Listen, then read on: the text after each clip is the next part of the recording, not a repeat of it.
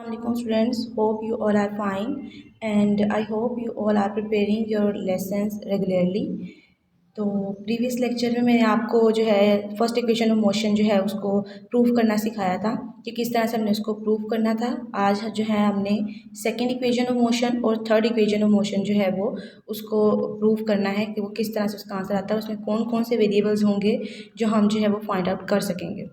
ठीक है, यहाँ पर आपको फिगर नज़र आ रही होगी, इसकी मैंने आपको उस दिन सारा बता दिया था कि आपने किस तरह से इसको ड्रॉ करना है और क्या क्या चीज़ें हैं हमारे पास। तो यहाँ पर जो है आपको फिगर नज़र आ रही है, ये आपके पास वी आई था, ये आपके पास वी एफ था, ये सी डी, और ये मैंने आपको कहा था कि मैं आपको एरिया जो है इसका और इसका फाइंड आउट करना बताऊँगी कि ये किस तरह से आया है। Area 1/2 t into A T, और एरिया इसका जो है रेक्टेंगल का किस तरह से आया है कि वी आई इंटू टी। ये इस तरह से आपने जो है वो किस तरह आप इसको प्रूव कर सकते हैं। तो स्टार्ट करते हैं सेकंड इक्वेशन ऑफ मोशन अपनी। ठीक है, सेकंड इक्वेशन ऑफ मोशन को प्रूव करने के लिए आपने क्या करना है कि एरिया लेना है, टोटल एरिया जो हमारे पास बनता है ओ ए बी और डी। ठीक है, इस सारे का आपने एरिया ले लेना है कि कितना जो है टोटल डिस्टेंस उसने कवर किया है। इसमें क्या है कि अगर हम टोटल डिस्टेंस की बात करें तो यहाँ से ओ ए बी डी, यहाँ से टोटल डिस्टेंस में हमारे पास दो आती हैं। एक हमारे पास फिगर हमें नज़र आ रही है कि ये ट्रायंगल की है और एक हमारे पास फिगर हमें नज़र आ रही है ये रेक्टेंगल की है। ठीक है, तो सबसे पहले अगर हमने टोटल फाइंड आउट करना हो तो टोटल में हम क्या करेंगे कि रेक्टेंगल का और हमारे पास ट्रायंगल का दोनों की एरिया को सम कर देंगे तो हमारे पास टोटल डिस्टेंस जो है वो निकल आएगा। ठीक है, अब हमारे पास क्या है कि हमें पता होना चाहिए कि ट्रायंगल के एरिया के लिए क्या फॉर्मूला होता है और रेक्टेंगल के एरिया के लिए क्या फॉर्मूला होता है। ठीक है, यहाँ पर आपको रेक्टेंगल में हम सिंपल फॉर्मूला यूज़ करते हैं लेंथ इंटू ब्रेथ का। ठीक है, तो लेंथ आप देख लें हमारे पास क्या है ओ ए, और ब्रेथ हमारे पास क्या है ओ डी है। ये ओ ए और ये ओ डी। ठीक है, इन दोनों को अगर आप आपस में मल्टीप्लाई कर देते हैं तो आपके पास क्या निकल आएगा, आपके पास एरिया ऑफ रेक्टेंगल निकल आएगा। ये इसने बताया हुआ है कि एरिया ऑफ रेक्टेंगल हमारे पास किसके इक्वल है, ओ ए इंटू ओ डी। ओ ए को उसने वी आई से रिप्रेजेंट किया है और ओ डी को उसने टी से रिप्रेजेंट किया है। तो मतलब आपके पास एरिया ऑफ रेक्टेंगल क्या निकल आएगा, वी आई इंटू टी। ठीक है, नेक्स्ट हमने क्या फाइंड आउट करना है, एरिया ऑफ ट्रायंगल। कि ट्रायंगल का एरिया हम किस तरह से फाइंड आउट करेंगे। ट्रायंगल के एरिया का फॉर्मूला हमारे पास होता है 1/2 लेंथ इंटू ब्रेथ। ठीक है, आपने फॉर्मूला जो है साथ लिख भी लें, आपको याद रहेगा, फिर मैथ्स में भी यूज़ होगा। 1/2 लेंथ इंटू ब्रेथ। अब हमारे पास क्या है 1/2 लेंथ, हमारे पास क्या है उसकी ए सी, या ब्रेथ उसकी क्या है बी और सी। ठीक है, 1/2 A C into B C, length into breadth. अब हमारे पास क्या है कि उसने जो है वो इसको बी सी को हमने यहाँ पर कहा था कि गेन इन हमारे पास क्या है स्पीड है। तो गेन इन स्पीड का मतलब क्या है कि वो हमारे पास किसके इक्वल है, ए टी के इक्वल है। तो आपने जो है बी सी को रिप्लेस कर देना है ए टी से। यहाँ पर देखें बी सी को उसने रिप्लेस किया हुआ है ए टी से, और उसके बाद ए सी हमारे पास ये वाली लाइन, मैंने आपको कहा था कि जब भी दो भी साइड्स हमारे पास जो है पैरेलल होती हैं तो इनका मतलब ये कि उनकी वैल्यूज़ भी क्या होती हैं, इक्वल हो जाती हैं। अब हमारे पास क्या है, रेक्टेंगल में दो साइड्स जो होती हैं वो पैरेलल होती हैं, जो वैल्यू इसकी है वही वैल्यू इसकी भी होगी। तो हमारे पास ए सी की अगर हमने वैल्यू फाइंड आउट करनी है तो वो किसके इक्वल आएगी, ओ डी के इक्वल आएगी। ए सी इक्वल्स टू ओ डी, और ओ डी हमारे पास किसके इक्वल था, टी के। तो इसका मतलब ये हो जाता है कि ए सी की वैल्यू भी हमारे पास क्या है, टी ही है। अब आप ये वैल्यूज़ लगाते हैं यहाँ पे 1/2 ए सी की वैल्यू मैंने आपको बताई है कि वो टी के इक्वल है, बी सी की वैल्यू मैंने आपको बताई है वो किसके इक्वल है, ए टी के इक्वल है।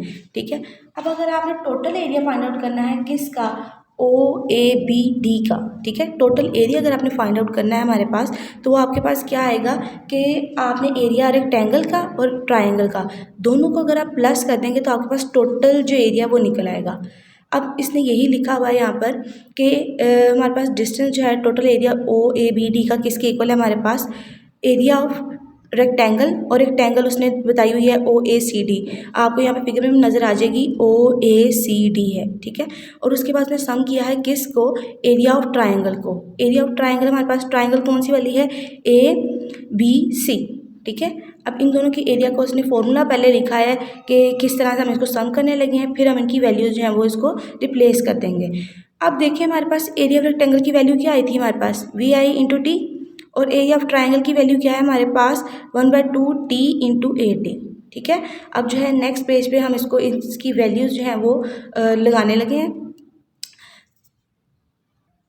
नेक्स्ट पेज पर पेज नंबर 48 पे उसने क्या किया हुआ है, वही जो उसने एरिया ऑफ जो है रेक्टेंगल के लिए VIT लगा दिया है, और एरिया ऑफ ट्राइंगल के लिए उसने क्या लगा दिया है 1/2 T/80। ठीक है, अब हमारे पास क्या है कि VIT वैसे ही रहेगा 1/2, T 2 दफ़ा है।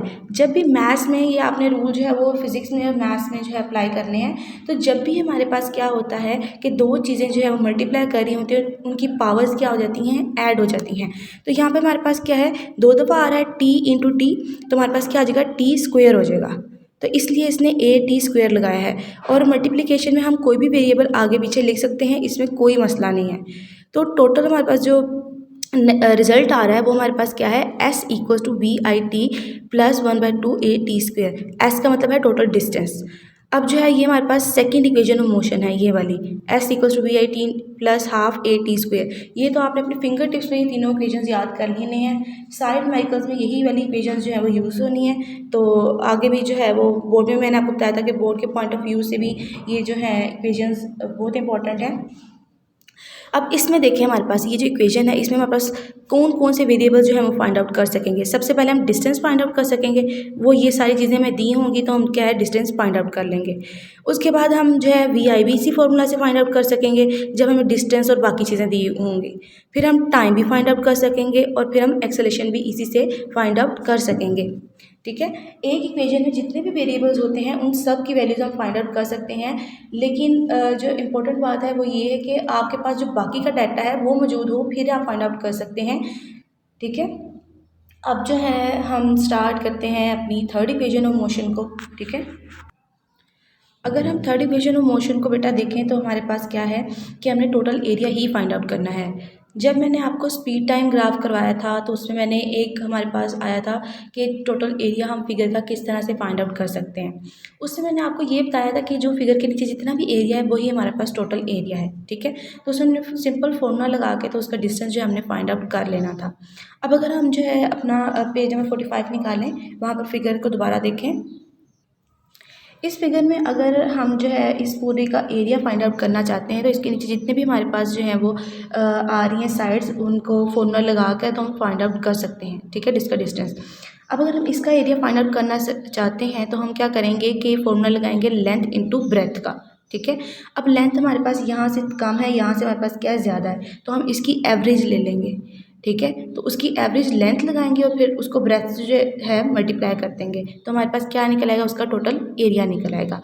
अब जो है दोबारा नेक्स्ट पेज नंबर 46 पर आ जाएं। यहाँ पर देखिए उसने टोटल एरिया की बात की हुई है। ठीक है, टोटल एरिया S है, वो उसने लगाया हुआ है OA + BD / 2।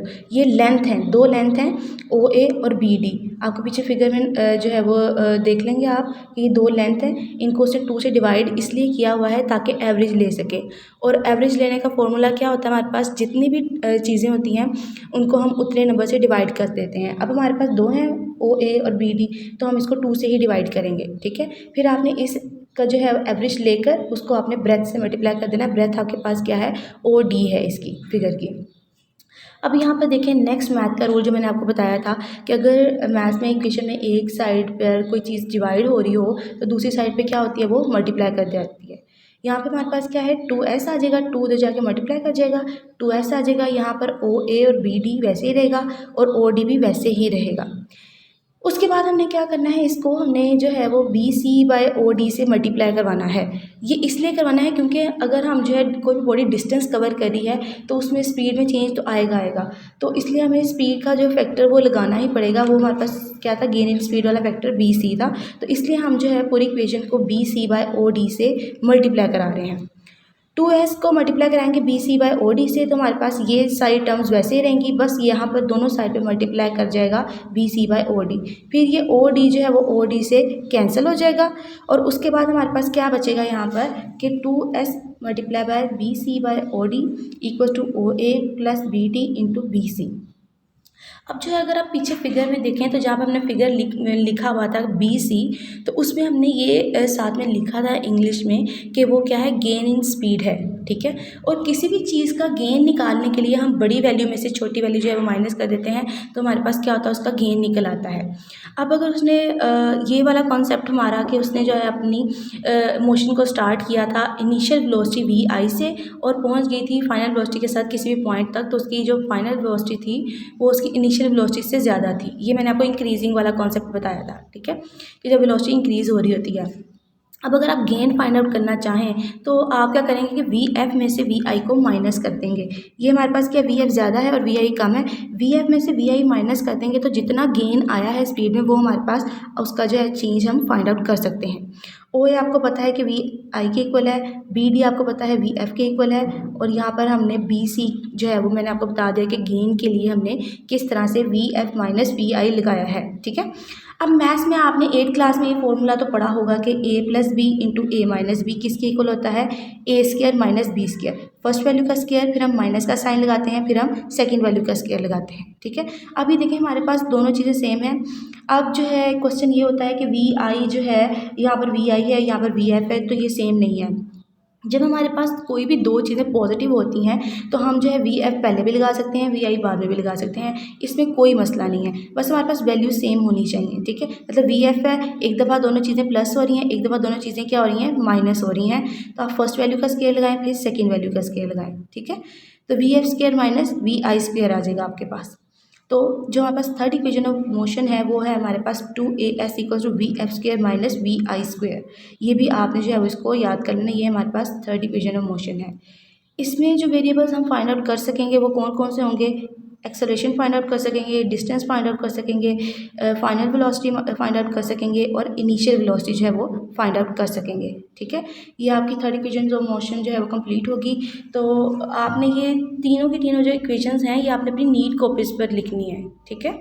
इसको जो है आप अपनी नीट कॉपीज पर लिख कर लाएंगे और रफ में भी इसकी प्रैक्टिस कीजिएगा ताकि आपको जो है अच्छे तरीके से याद जाए। मैं आपको बार बार कह रही हूँ कि ये आपने जो है वो अच्छे तरीके से ही याद करना है, ठीक है। नेक्स्ट टॉपिक हमने पढ़ना है वो है हमारे पास motion of freely falling bodies, ठीक है। जो चीज़ें बगैर जो है वो ऊपर से नीचे की तरफ गिर रही होती हैं, फ्रीली गिर रही होती हैं, उसको हम क्या कहते हैं, फ्रीली फॉलिंग बॉडी कहते हैं, ठीक है। अब हमारे पास क्या है कि कायनात में ना हर चीज़ दूसरी चीज़ को अट्रैक्ट करती है, और न्यूटन की जो हमने फिज़िक्स की इब्तिदा की थी उसमें भी यही था कि जो एप्पल नीचे गिरा था वो ग्रेविटी की वजह से गिरा था।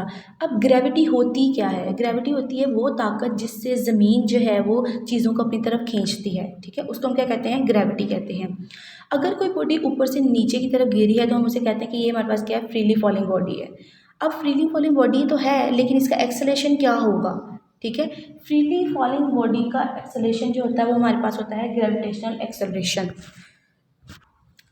और ग्रेविटेशन एक्सेलरेशन को हम जो है वो स्मॉल जी से रिप्रेजेंट करते हैं। इसकी वैल्यू भी हमारे पास जो है वो कांस्टेंट होती है, वो हमारे पास हमें दी जाती है 10 मीटर पर सेकेंड स्क्वायर, ठीक है। आपने इसमें क्या करना है, आपको शॉर्ट क्वेश्चन नहीं आएगा जिसमें आपने ग्रेविटेशन एक्सेलरेशन की डेफिनेशन लिखनी होगी, उसके बाद आप उसकी रिप्रेजेंटेशन लिखेंगे कि इसको हम स्मॉल जी से रिप्रेजेंट करते हैं, उसके बाद इसकी वैल्यू लिखेंगे, इसकी वैल्यू हमारे पास क्या है, 10 मीटर पर सेकेंड स्क्वायर है, ठीक है। सबसे पहले इसकी डेफिनेशन मार्क करें। डेफिनेशन हमारे पास क्या है कि the acceleration of freely falling bodies is called gravitation acceleration, it is denoted by G on the surface of the earth, it's value is approximately 10 metre पर सेकेंड स्क्वायर। अब जो है एक और कॉन्सेप्ट है वो नेगेटिव की बात करता है। वो अगर हमारे पास क्या होगा बेटा कि अगर कोई बॉडी ऊपर से नीचे आ रही होगी तो हम ग्रेविटेशनल एक्सेलरेशन को पॉजिटिव लेंगे, ठीक है। और अगर कोई बॉडी ज़मीन से दूर जा रही होगी तो उसके एक्सेलरेशन को हमने क्या लेना है, नेगेटिव लेना है, ठीक है। फर्स्ट करें एक बॉडी जो है ज़मीन से ऊपर की तरफ जा रही है तो हम उसकी जो है वो फ्रीली फॉलिंग है ना, मतलब कि फ्रीली जा रही है वो, उस पर हम कोई भी एक दफ़ा फोर्स लगा दी फिर उसके बाद वो खुद ही मूव कर रही है। अगर वो ऊपर की तरफ जा रही है तो हमारे पास क्या है कि हम उसके एक्सेलरेशन को क्या लेंगे, नेगेटिव लेंगे, कि जी हमारे पास क्या है, -10 मीटर पर सेकेंड स्क्वायर है, ठीक है। ये कॉन्सेप्ट जो है आपके वहाँ पर न्यूमेरिकल्स में यूज़ होना है, तो इसलिए मैंने आपको बता दिया है कि जब हमारे पास बॉडी ऊपर से नीचे की तरफ आ रही होती है तो उसका जो ग्रेविटेशनल एक्सेलरेशन होता है वो पॉजिटिव होता है, और जब नीचे से ऊपर की तरफ जा रही होती है तो उसका जो वैल्यू है वो हमारे पास माइनस में आ जाती है, -10 मीटर पर सेकेंड स्क्वायर, ठीक है। बेटा आपका होमवर्क क्या है कि आपने जो 3 इक्वेशंस ऑफ मोशन है इसको नीड कॉपीज़ पर लिखना है, ठीक है। और ये जो हमारे पास शॉर्ट क्वेश्चन मैंने आपको कराया इसको अच्छे तरीके से आपने याद करना है। और जैसे मैं आपको अटेम्प्ट करना बताती हूँ वैसे ही आप जब प्रैक्टिस करते हैं याद करके लिखा तो ज़रूर करें, और जब आप लिखते हैं तो वैसे ही अटेम्प्ट किया करें जैसे मैं आपको बताती हूँ हेडिंग्स के साथ, ठीक है। फिर आपकी प्रैक्टिस होती रहती है तो फिर आपको आगे जाके कोई मसला नहीं होगा इसका, ठीक है। स्टे ब्लेस्ड, अल्लाह हाफिज़।